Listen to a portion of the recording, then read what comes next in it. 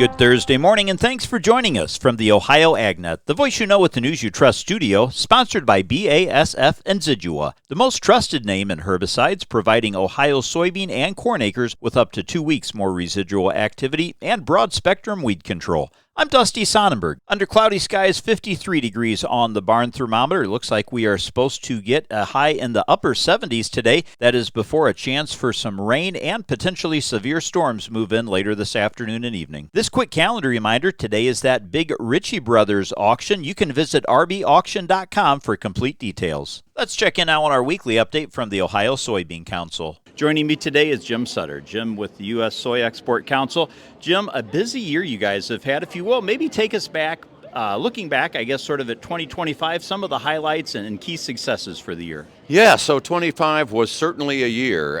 If I think back to just a little less than a year now, we had the Liberation Day tariffs. And I think that sort of set the tone for the year. And I think as most people think about those Liberation Day tariffs, they think, oh my gosh, they were really bad in many ways. Well, we have to break them into a couple pieces for the soy world. And where the problem was, if there was a problem with those Liberation Day tariffs, was with China. And China retaliated, and in effect, we had a blockade on U.S. soy exports to China kind of from April through October. So that was a problem.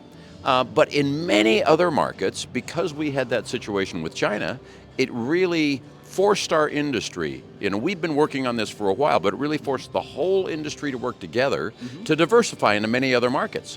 So last year, at the end of the year, you know, everybody was so worried about what our exports were going to look like. Right. They turned out much better, I think, than people had expected.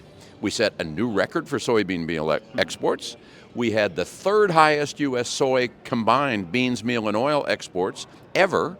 And, you know, we ended the year without this huge burdensome carryout that people were going to be worried about.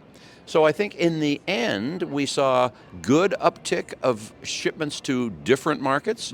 If you looked at our top 5 markets, excluding China, so it's really the second through the sixth markets, sure.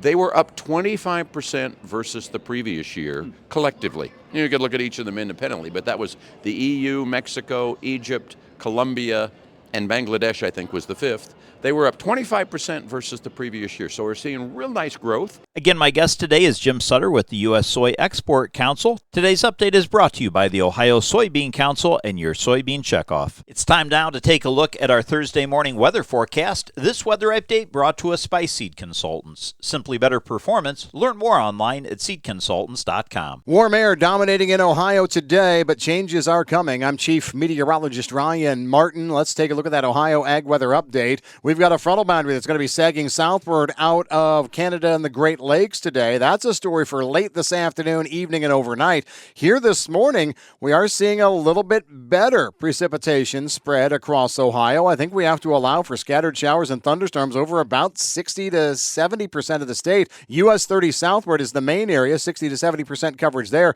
But let's not get too cute. I think clouds are going to be increasing in areas that even aren't seeing rain this morning. And that's ahead of this front that sags southward. Round 2 of moisture tonight into tomorrow. That's where we can see some strong thunderstorms, and I think the threat for strong to severe weather may actually shift a little bit farther north into central and northern parts of Ohio tonight. So get ready for that. Much colder behind this for tomorrow afternoon into Saturday. Warmer to finish the weekend. Rainy Tuesday forward next week. I'm Ryan Martin. Thanks, Ryan. Well, E15 making agricultural headlines once again, and Allison Kinney has this update. The U.S. Environmental Protection Agency on Wednesday granted a waiver to allow summer sales of E15 to continue throughout 2026, making it the 5th such yearly waiver as the ethanol industry waits for Congress to make E15 sales permanent nationwide. The action comes amid continued U.S. military operations in the Middle East and increasing concerns about energy supplies and market fluctuations.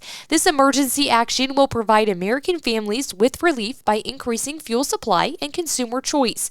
EPA Administrator Lee Sedlin said in a news release on Wednesday.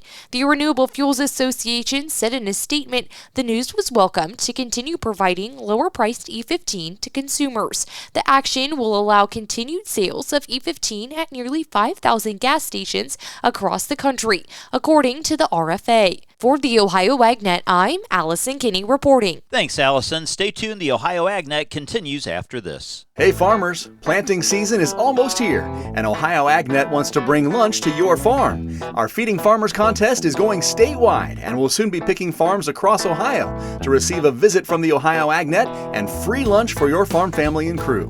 If you'd like us to stop by, get signed up today. Just visit ohioagnet.com/feedingfarmers to enter. Feeding Farmers is brought to you by Ag Revolution, Paradise Energy Solutions, and the Ohio AgNet, the voice you know with the news you trust.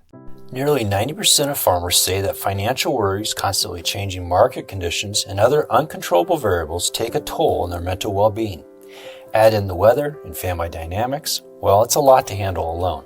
But did you know farmers and their families can receive free confidential services from licensed professionals? Support is available 24/7 to help with the challenges you face.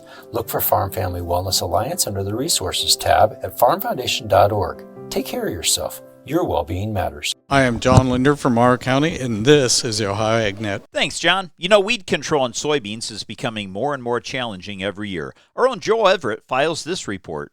Joe Everett for the Ohio AgNet. I'm visiting with Madison Wozniak of FMC, and she's a technical service manager there. Early planted soybeans have a lot of people's attention, and we've seen a lot of yield benefit from those. But we want to talk today about a research program that you're involved in with those early planted beans. Can you tell us about that? Yeah, absolutely. So we've seen an uptick in early planted soybeans, right? But I think it's important that we address the complexities in terms of weed control in a system like that, right? So at FMC, we've been working on developing protocols in conjunction with the university to address some of the major concerns that growers are having in that type of system, right? So when I talk to retailers and I talk to growers, one of the things I get pushback on in an early planted soybean conversation is, they're worried about certain herbicide chemistries from an injury perspective in early planted soybeans. The other thing is they don't feel that they need the robust weed control programs in early planted soybeans because there's this perception that water hemp isn't emerging until, that May timeframe. And so I've kind of sought out trying to dismantle that perception because I didn't operate under those same beliefs. And what I've seen actually in our research, so what we're looking at is using multiple authority products, portfolio, as well as utilizing Anthem Max in early planted soybean system. And one of the things that we have seen, not only from our research, but also the work that University of Illinois is doing, is that early season injury to soybeans does not equate to yield reduction. Injury does not equate to yield reduction, but significant stand loss does. Now, I'm not super concerned about significant stand loss when it comes to PPO-containing herbicides in early planted soybeans. Why? Because we're not seeing early planted soybeans jump out of the ground at the same rate you do at soybeans that are planted in May, right? So they're more likely going to be sitting in the soil, not doing a whole lot. You're going to get that activating rainfall before those soybeans come out of the ground. So I'm not worried about significant stand loss events, and I'm not worried that a little bit of injury is going to be detrimental to our yield. And that's what we've seen from our protocols that we placed at the university, and that is also what we've seen out of University of Illinois' work as well. Now, something else that the University of Illinois has been doing is looking at cumulative weed emergence from March all the way through July. And what they have seen in 2025 was that water hemp started emerging at the beginning of April, all the way through July. And we saw 50% of the year's cumulative water hemp emergence occur between the beginning of April and May 8th. And if that doesn't convince you that early planted soybeans need a robust chemical program, I don't know what will. And do you think a lot of that is due to the canopy not getting set early enough to get that coverage early, or what's your thoughts behind that? Yeah, some of that could be canopy influence, but one of the things that I'm speculating, so when I was still a graduate student at Southern Illinois University, which is 3-4 hours south of Champaign, there was a study conducted in 2014 timeframe looking at emergence patterns of Palmer amaranth and common water hemp in Southern Illinois. They were seeing water hemp emerge as early as the beginning of May. Now, University of Illinois' work totally contradicts that 10 years later, and I actually think that we're selecting for earlier emerging biotypes in our systems. And that's what we do in ag, right? Unfortunately, we select for weeds that are standing up against our programs better and better, and I think that's what we've done in this system as well. We've selected for earlier emerging water hemp biotypes. Is there a place where farmers can go to look up some of this research? Absolutely. The University of Illinois publishes almost all of their data. I know that multiple studies of theirs already have went out for publication. So I would look at the Weed Science Group at the University of Illinois under Dr. Hager's guidance. Well, thank you. I've been visiting with Madison Wozniak of FMC. I'm Joe Everett for the Ohio AgNet reporting. And thanks, Joe. Let's get a quick check on what's making headlines at ohioagnet.com, and this newsfeed update brought to you by Tempty. It's now factory direct in Sydney, Ohio. From trailer sales to parts and trailer service, our team is ready to keep you moving. Stop in today or call them at 326-206-2062. Making headlines, the Ohio Corn and Wheat Growers Association is thanking President Donald Trump and EPA Administrator Lee Zeldin for granting a waiver that will enable the sale of E15 throughout the summer months of June to September. Now, this action recognizes the benefits of E15, what it offers to consumers, especially during that busy summer month travel season, but they're also telling Congress they need to finish the job and get E15 available year-round. Now, in other news out of Washington, on Tuesday it was National Agriculture Day, and U.S. Secretary of Agriculture Brooke Rollins announced the launch of a national public awareness campaign to inform meat, poultry, and egg producers of the Product of USA voluntary labeling standard, which went into effect on January 1st of this year, the goal to increase consumer understanding of what the label means. And finally, an inspiring story as Brianna Smith caught up with Rihanna Tiji, a young lady making her way in agriculture and finding her place on the family farm. All this available at ohioagnet.com, and this check of the newsfeed thanks to Tempty Incorporated. Stay tuned. We'll be back to take a look at your markets after this. Looking for heavy equipment but don't know where to buy?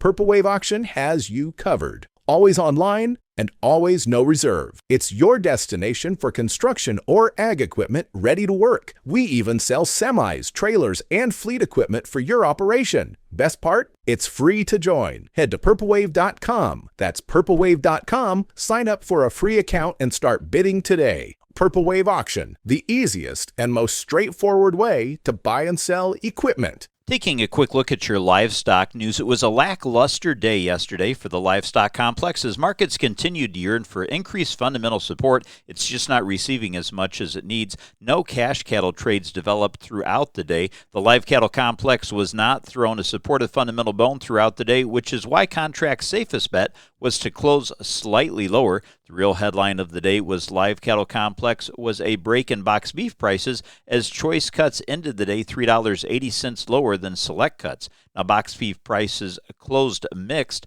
Once again, there's no surprise the feeder cattle complex followed the live cattle market and ended the day lower, and the lean hog complex stumbled into some mild technical support as the market saw most of its nearby contracts close higher on Wednesday afternoon. Let's take a look at what's impacting the markets. Today's market analysis is brought to you by the Louis Dreyfus Company. Excited to bring a brand new soybean crush facility to Upper Sandusky, Ohio. Learn more about marketing your soybeans with LDC at 574-566-2113. Grain markets were a slow grind higher yesterday. We started with a mixed bag in the morning, and through the midday hours, we got almost all parts of the market at least testing green waters. At the close, again, it was kind of a blasé finish. Cautious optimism was being thrown around yesterday when it comes to the Middle East situation with Iran. Then we also saw particularly a move in the wheat market in Kansas City because of concern about a dry weather pattern emerging in the central United States. Newswires reported yesterday that the U.S. had sent a 15-point proposal to Iran that includes sanctions relief, civilian nuclear cooperation, rollback of a nuclear program, missile limits, yada, yada, yada, blah, blah, blah.